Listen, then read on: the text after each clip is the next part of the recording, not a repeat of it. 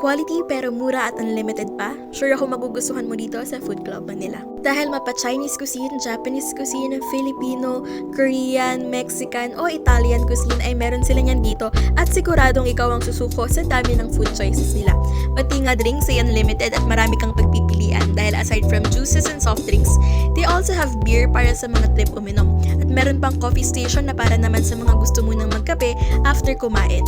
At syempre, hindi makukumpleto ang buffet experience natin without desserts.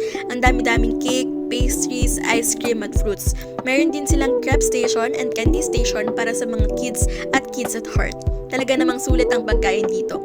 At kung space naman ang pag-uusapan, very spacious kaya perfect rin talaga for small and big celebrations like birthdays, anniversaries, and other occasions.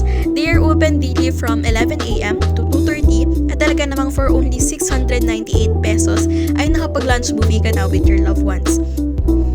Pero kung dinner buffet naman ang trip ninyo, for only 898 pesos naman dahil naka-promo sila ngayong October, open naman ang dinner buffet from 5 p.m. to 9 p.m. Overall, ang masasabi ko lang ay sulit na sulit ang Food Club Manila. Ang daming pagkain, masarap lahat at sulit na sulit ang ibabayad mo dito. Kaya naman tara, kain!